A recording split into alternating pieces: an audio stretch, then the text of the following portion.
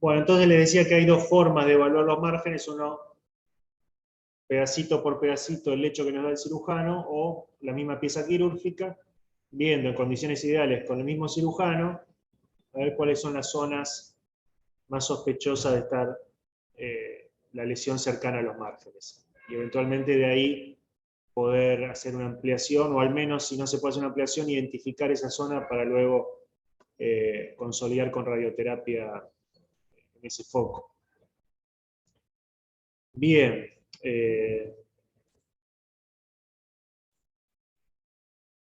Les voy a mostrar.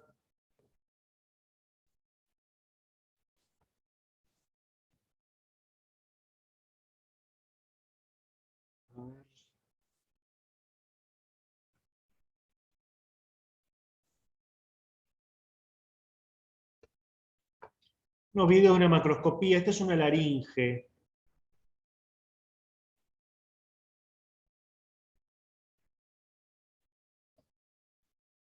Una pieza de laringectomía. Fíjense, está acostada, esta es la epiglotis, abajo está a la derecha la tráquea, entonces la tráquea, epiglotis, la estamos viendo desde atrás. ¿Sí? Acá estamos abriendo cartílago tiroide y vemos la masa tumoral acá, en la glotis. ¿Ven? Acá están las cuerdas vocales y toda esta masa tumoral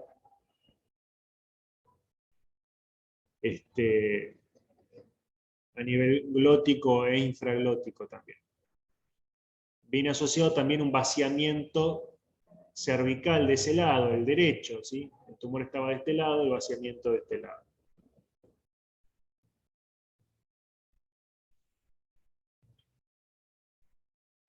Entonces, ¿qué hacemos? Como les dije, siempre pintamos los márgenes quirúrgicos con tinta china, pues va a ser luego nuestro parámetro cuando vemos en la histología para identificar por dónde pasó el bisturí y cómo están los márgenes. Una vez pintado,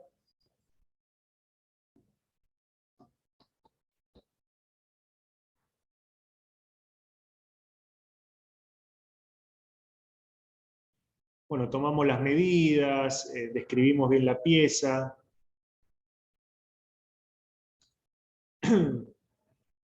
y empezamos a disecar. ¿Sí? Primero sacamos todo el compartimiento ganglionar, todo el vaciamiento cervical, vaciamiento de los ganglios cervicales. Acá tenemos el hueso hioides, ¿sí? Nos vamos a topar con él, va a haber que resecarlo también.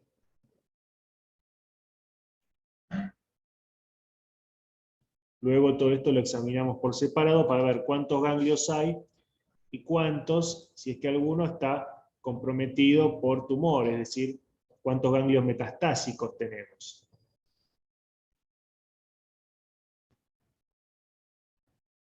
De este análisis macroscópico de la pieza es de donde se extrae luego la estadificación del paciente. Por eso es tan importante hacerlo bien, el TNM. ¿Sí? El TNM sale de la descripción del tamaño del tumor, no solo el tamaño, sino las estructuras vecinas que infiltra o no. ¿Sí? Si está confinado a su órgano o si ya infiltró los órganos vecinos. Y todo eso me lo va a dar el T. Y el N son los ganglios linfáticos. TNM. El M es las metástasis. Acá yo no puedo evaluar metástasis. Si este paciente tiene metástasis pulmonares o hepáticas, obviamente acá no lo puedo saber. Sigo disecando. Eso lo tiene que decir el oncólogo con los estudios por imágenes que le haga. De la pieza quirúrgica yo extraigo el TN. ¿Sí? T de las características tumorales y N del ganglio. Hemisecciono la laringe y voy a ver cuánto el tumor infiltra en profundidad. Fíjense, acá estaba al lado derecho. El tumor exoendofítico que infiltra todo esto blanquecino, ¿sí? La pared de la laringe y se va hacia anterior, hacia los tejidos blandos perilaringios. Un tumor bastante agresivo.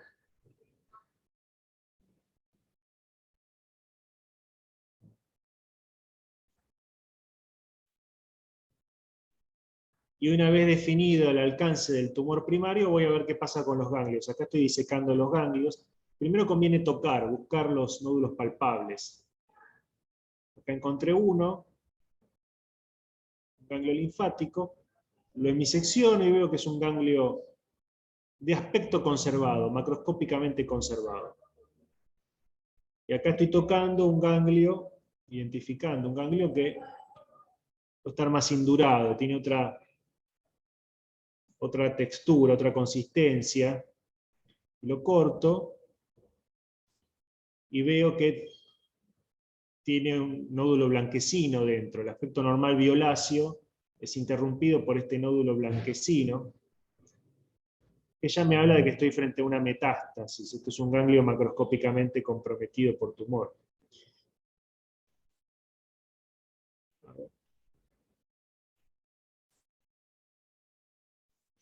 Un rasgo importante, que después lo evaluamos más con la histología, pero que acá ya se advierte, es no solo si el ganglio es metastásico, sino si el ganglio rompe, si el tumor, si la metástasis rompe la cápsula del ganglio. La cápsula sería todo esto de acá, y más a nivel del hilio es un poco más difícil de definir, pero vemos que el tumor rompió y excedió el ganglio y se fue un poco hacia afuera. Esto es malo.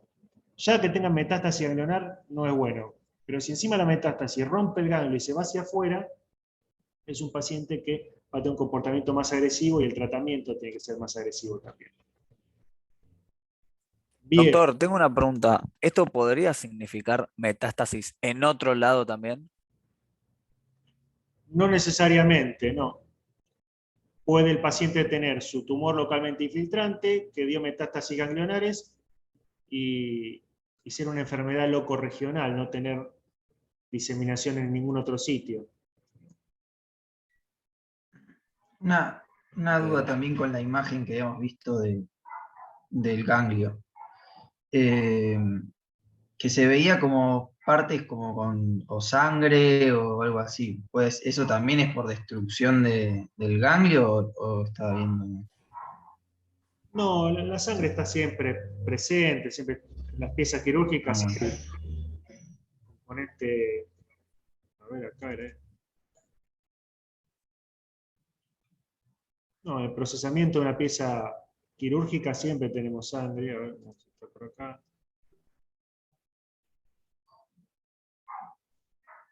Ahí está eso. No, esto violáceo, no, Sí. sí, sangre siempre hay un poco de sangre.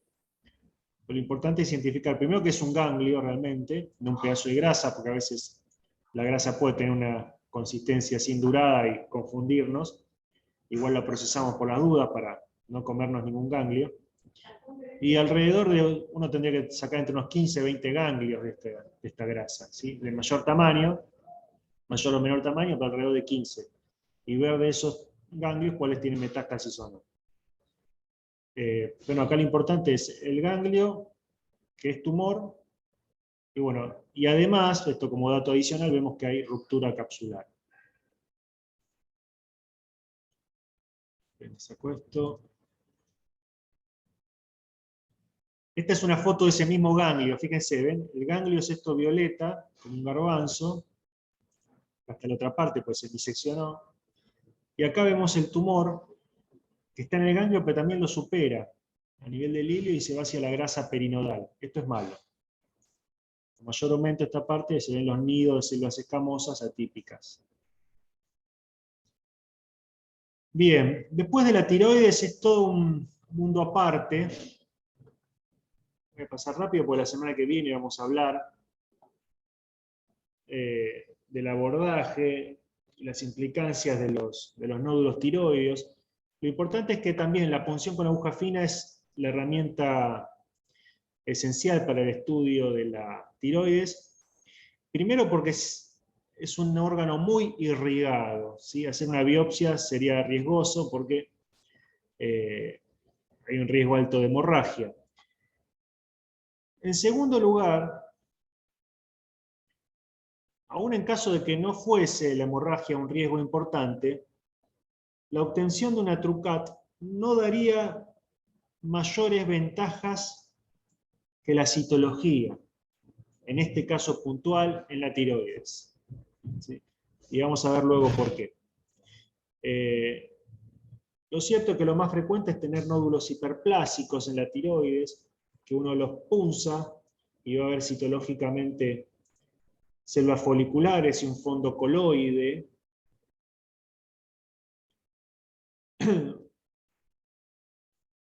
Pero a veces estos nódulos son más celulares y tienen una cápsula, y al ser más celulares yo voy a ver en la citología un incremento de las células foliculares, una hipercelularidad, y que también se disponen como en microfolículos.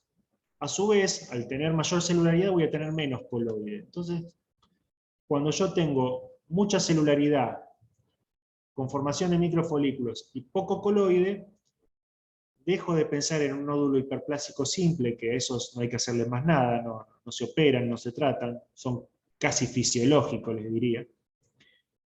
Pero en este caso ya empiezo a considerar la posibilidad o bien de un adenoma folicular, cuando el tumor tiene una cápsula indemne, cosa que en la citología yo no puedo definir, no puedo saber. O bien un carcinoma folicular, cuya citología va a ser exactamente igual a la del adenoma, solo que si estudiamos histológicamente el nódulo, veremos que este, a diferencia del adenoma, va a infiltrar la cápsula o va a tener embolias vasculares. ¿Quedó claro? Entonces, cuando tengo mucha celularidad en la punción de un nódulo tiroideo, veo muchas células foliculares conformando folículos, microfolículos, y tengo poco coloide, me planteo la posibilidad de estar bien o frente a un carcinoma o a un adenoma.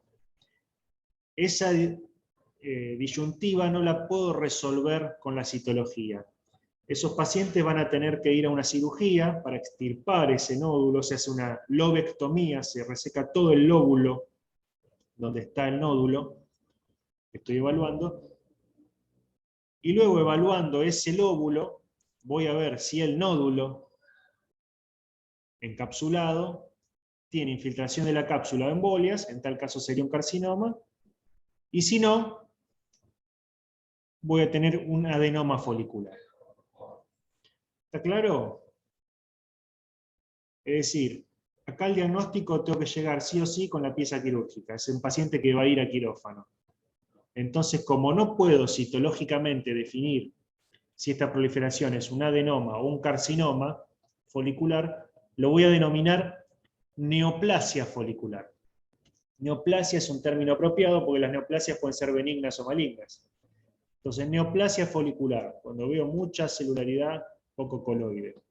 Luego, con la evaluación de la pieza quirúrgica, vamos a definir si esa neoplasia es benigna, adenoma, o maligna, carcinoma folicular. Bien. Ese es un escenario. Y luego otro, también bastante frecuente, bastante más frecuente que este último, es la punción de un nódulo, y en las células que extraigo de ese nódulo veo células foliculares, sí, pero con algunos cambios nucleares llamativos. Vacuolas, hendiduras.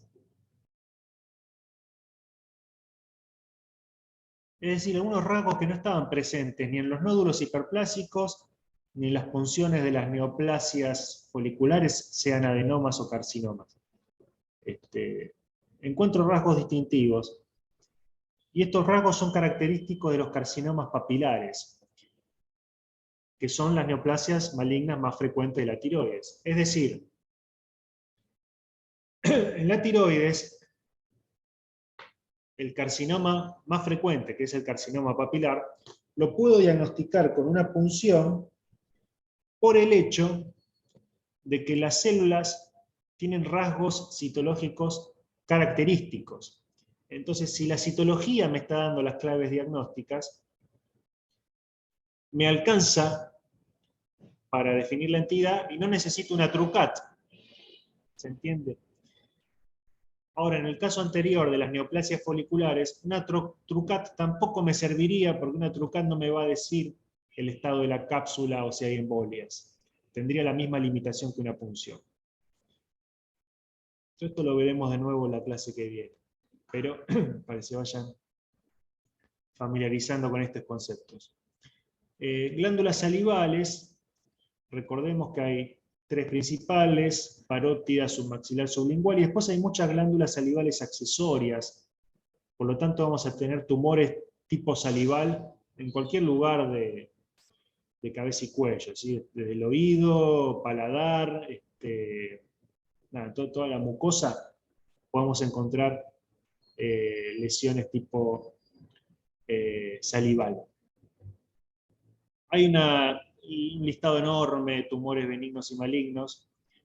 Voy a nombrar los más frecuentes. Los benignos es el adenoma pleomorfo, el tumor de Warthin, fundamentalmente, y los malignos también se dividen en distintas categorías según su nivel de agresividad. Hay tumores malignos de bajo grado, que son tumores que tienden a ser localmente recidivantes, pero a largo plazo, con bajo índice de metástasis. Y después tenemos los de alto grado, que son los tumores que dan metástasis a menudo. No solo con mayor frecuencia, sino que lo hacen de forma más temprana. Realmente que también tengan una capacidad recidiva mayor, ¿sí? Entonces, a los tumores malignos los podemos graduar según su nivel de agresividad. Mencionemos el carcinoma adenoide quístico, el mucoepidermoide, el acinar, y el del conducto salival, el ductal salival, como uno de los más agresivos. Dentro de los benignos, les decía, el más frecuente es el adenoma pleomorfo. Con una punción con aguja fina se pueden diagnosticar la mayoría de ellos porque tienen un fondo mixoide o condromixoide, y estas células sin atipías epiteliales y mioepiteliales dispersas. Acá tenemos una pieza quirúrgica de un adenoma pleomorfo, fíjense, bien definidos los márgenes, con cierta lobularidad.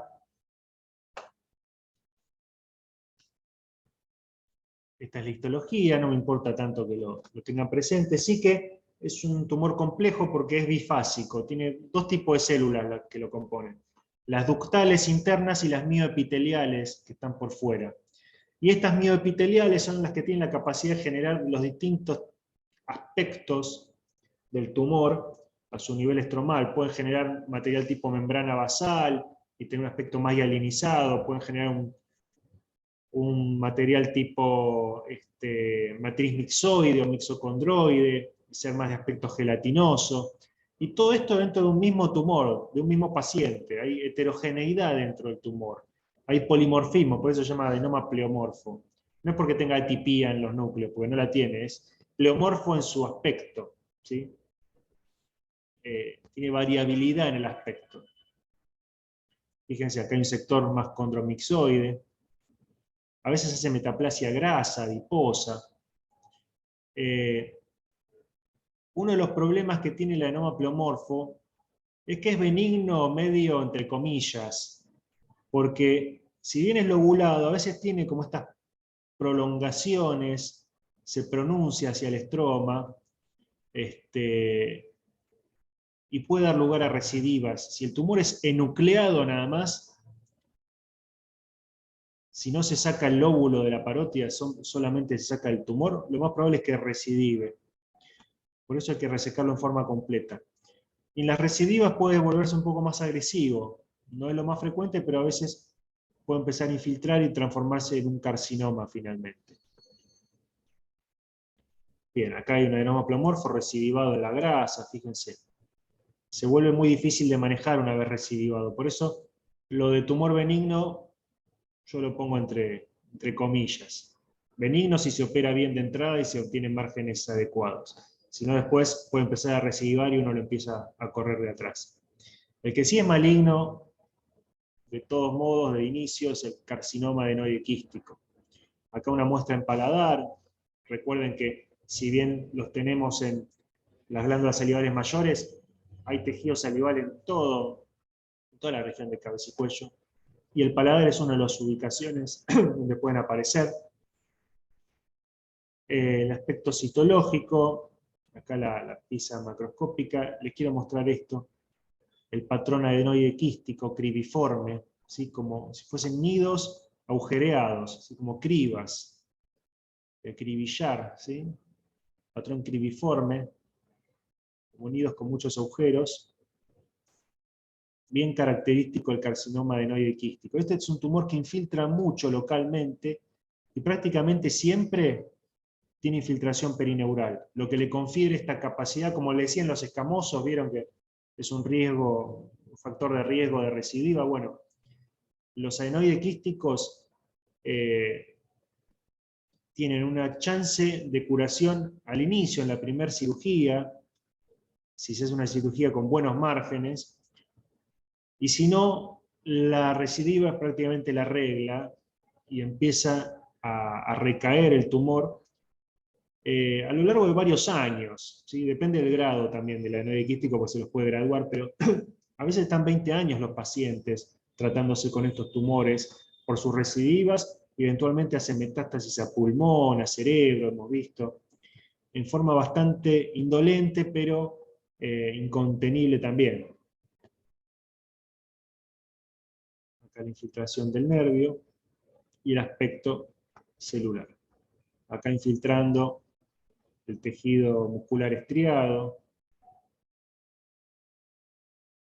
Bien.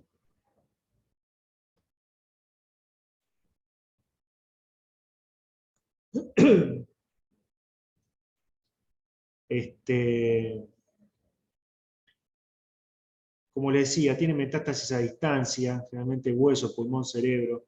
Rara la metástasis en hígado, es decir, raro para un carcinoma que sea rara la metástasis en hígado, porque en general los carcinomas tienden, perdón, en ganglio, los carcinomas tienden a dar metástasis a los ganglios, como primera estación metastásica, y luego a los órganos. El adenoide quístico puentea las estaciones ganglionares y da metástasis a distancia. Y como les decía, todo esto ocurre a lo largo de muchos años.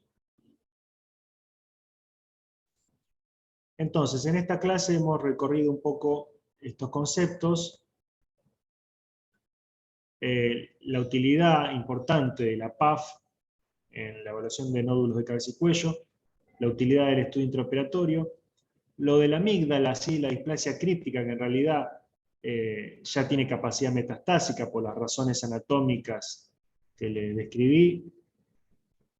La importancia de identificar a los carcinomas amigdalinos que están asociados a HPV, porque tienen no solo otra epidemiología, sino otro comportamiento y respuesta a la terapia. Concepto de los márgenes. Bueno, hemos visto una macroscopía.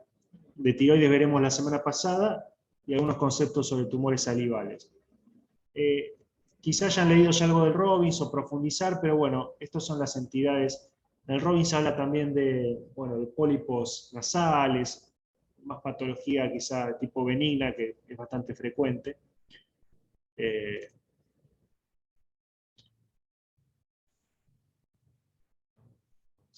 Compartir.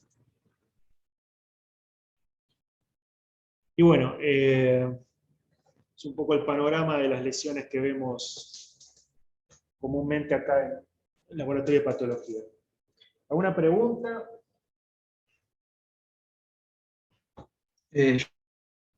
Yo sí.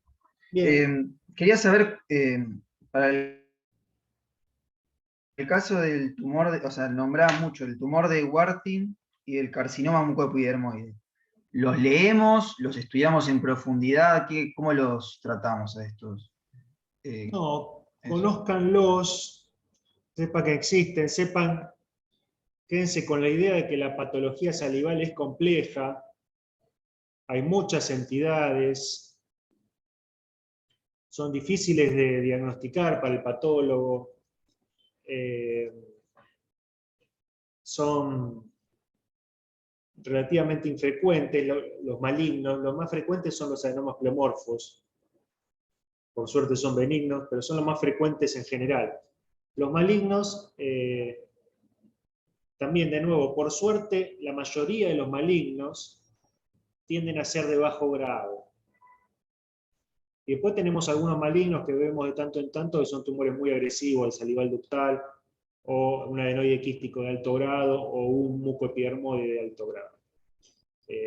Pero bueno, no vayan a fondo cada uno de estos, que se van a marear, pero sepan que a grandes rasgos los más frecuentes son los benignos, y hay como una regla, que es que a mayor tamaño de la glándula salival, más probable que el tumor que aparezca ahí sea benigno, y a medida que la glándula es más chiquita, la sublingual,